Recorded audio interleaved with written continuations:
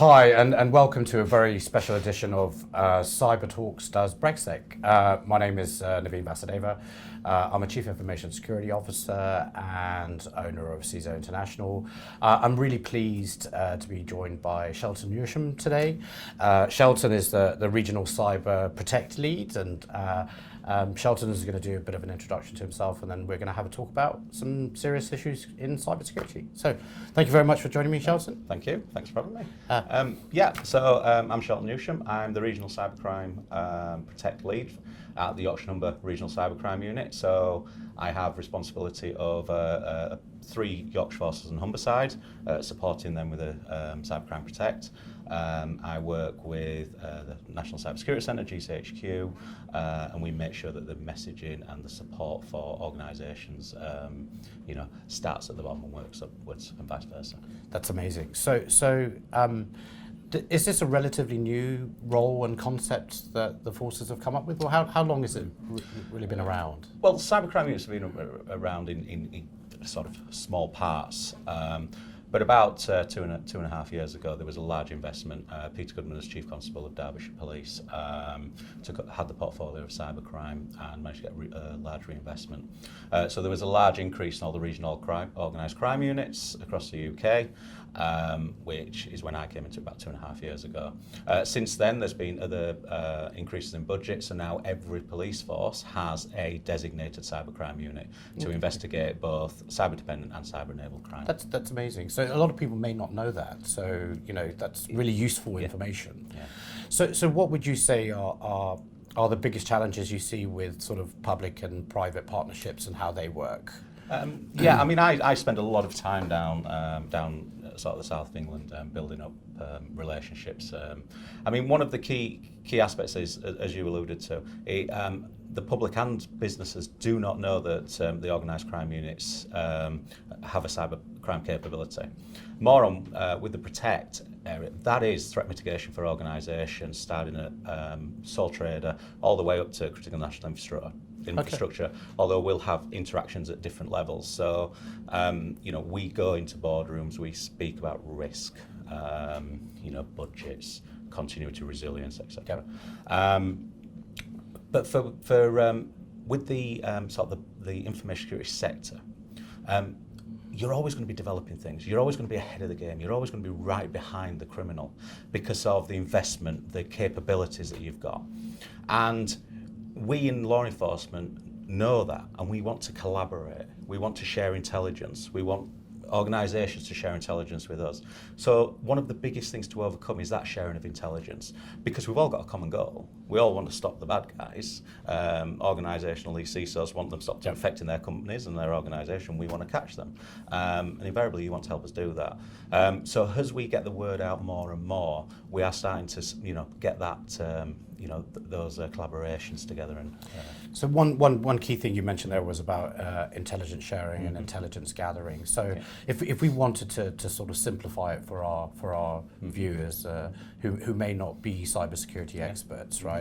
So what would that sort of entail, and how could the small businesses such as the sole trader up to including, as you said, critical national infrastructure, how can they start really building that relationship with law enforcement? So at the base level, all cybercrime and frauds, the reporting mechanism is action fraud. Now I appreciate not always, the press isn't always the best for that. But everything that goes in there goes through a triage and assessment process where all the key points of intelligence are grained out that, whether it be Bitcoin addresses, whether it be certain email headers and things like that, which helps us build up a picture of the types of organisations that have been hit with certain things, because sometimes it's sector specific. It's very, very rare that it's geographically specific, because obviously the nature of the beast of cyber. But because an organisation might be victim of a ransomware in Yorkshire, they're only going to be looking at their own organisations. But if we get those Bitcoin addresses and stuff, we will find that actually it's throughout the UK, so we build a bigger intelligence picture. Therefore, we can up our how we're going to deal with that, more of a coordinated approach. But also, it might come into some intelligence that comes from international. Yep. So we work very, very closely with international law enforcement, FBI, etc., Sure. and obviously European law enforcement, and we share intelligence all the time in that. So these small little bits that might come through action fraud that you may think are insignificant will form a real important piece of the jigsaw. Yep. But also speaking to their normal their cybercrime units and things like that to tell them the types of threats that they're seeing. Right up to when you talk larger organisations, the CISOs, when you CISO, invariably the organisation's a bit bigger, you've got a bigger intelligence picture. Certainly regional organised crime units, we set up MOUs with them for intelligence sharing. Right. And we can fast track intelligence, so if we see we find a repository when we're scraping the dark web of compromised emails and things like that, if we've got those agreements in place, we can get them to you very quickly. And that's great. And I wasn't aware that level of detail in terms of sort of the interaction, which I think is amazing. Right? Is the intelligence also shared amongst other forces within the UK? Yeah. So centralised. It's centralised, which is why people don't really appreciate action fraud. It's a centralised reporting repository. Right, okay. Then you've got the triage and assessment process, and then you task from there. But within that is the building of intelligence. But everything goes into one point, and that was the rationale behind it. When it was there, so everything comes in and we don't miss things, and they've got an overall visibility of everything, and then they can. If they send something to us to do some site visits or anything else or a live incident, they can also say, there's also an incident in the Northwest. So that's good. So let's take an example. If a business was under attack, right, and effectively they are now in the middle of an attack. So what advice would you give them in terms of sort of managing their own incident management process, crisis management if they're a large institution, but if they're a small, I've got 20 employees and I run a local law firm, they're not going to pick up the phone and dial 999 because it's not recognised as a critical emergency. So what is action fraud their first port of call, or in that case, because it's a live ongoing thing? So you can ring action fraud. They have a live number to report live incidents, so you can do that. We have had instances where they have rung, it's come through to the cybercrime unit. Right. Yes, it isn't a 999 call, but what I'd say is cybercrime, the reporting mechanism usually is action fraud. But if you're vulnerable, if there's a vulnerability, this is a case by case basis.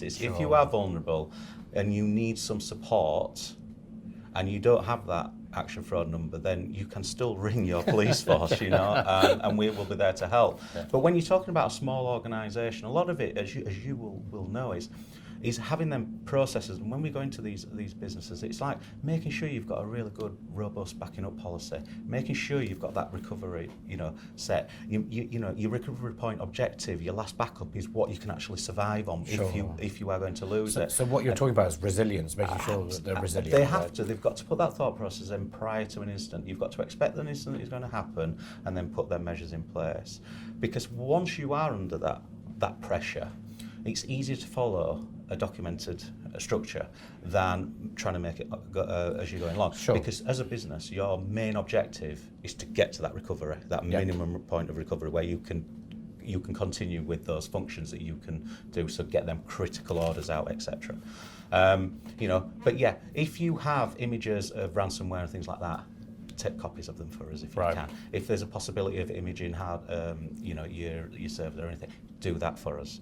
We're mindful of the objectives of organisations under attack, and sometimes we come to scenes to assist. So we do understand that, but we do get a lot of reports a couple of days later. So when we're coming back, have you got the headers from emails, things like that? Sure.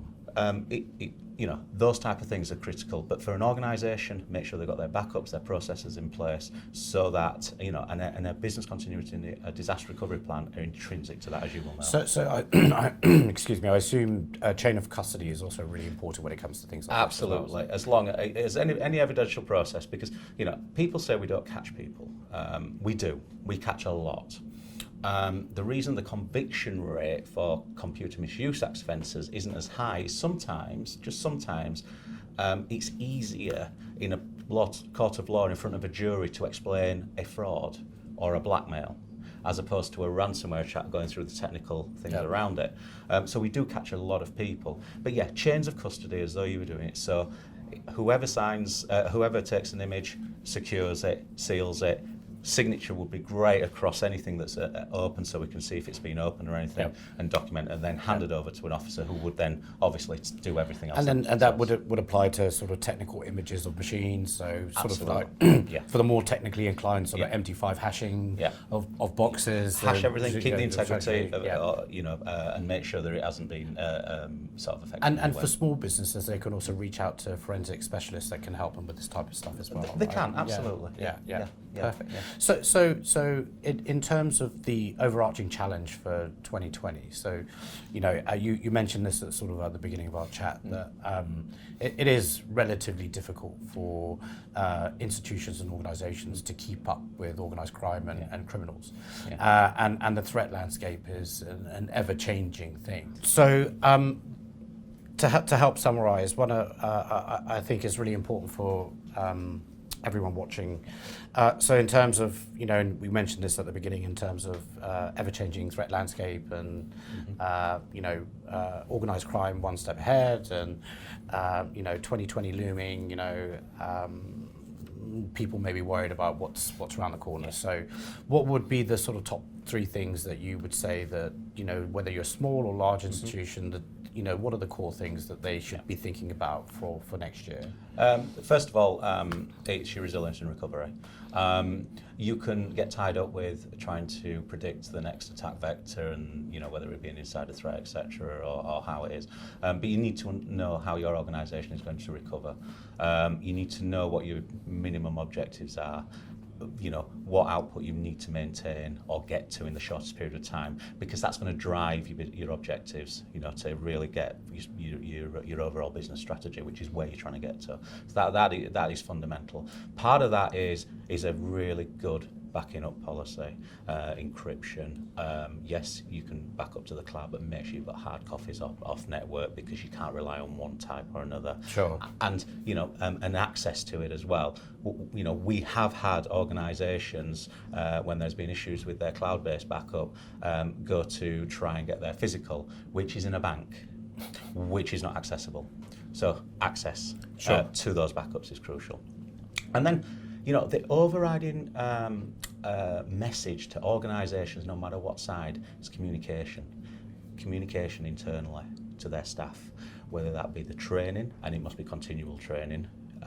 We're all aiming for continual improvement here, but also be open and honest on why we're doing the recovery, the business continuity exercises and what the objectives are. Because when staff understand it, we're all going to be aligned with the same goals to keep the organisations going. So communication is incredibly important through that. And accountability, obviously, right? And it's not just the responsibility of the CISO, or the security team. It's a collective responsibility, right? Absolutely. I spend a lot of time talking to boards, which is where we start going through everything in relation to the organisation's vision, mission, etc. But what they have to understand is security is intrinsically linked through pretty much every single department. Therefore, security can't be accountable by themselves. It's actually the board that are accountable, but the responsibility is not just yourselves as the CISOs or anything else like that. You must have lines of communication, multidisciplinary working groups, making sure that those communications happen, because you can't have somebody in procurement purchasing something that may have an impact on your security networks and not involve you in that. And we spend a lot of time about that, so you're absolutely right. Perfect.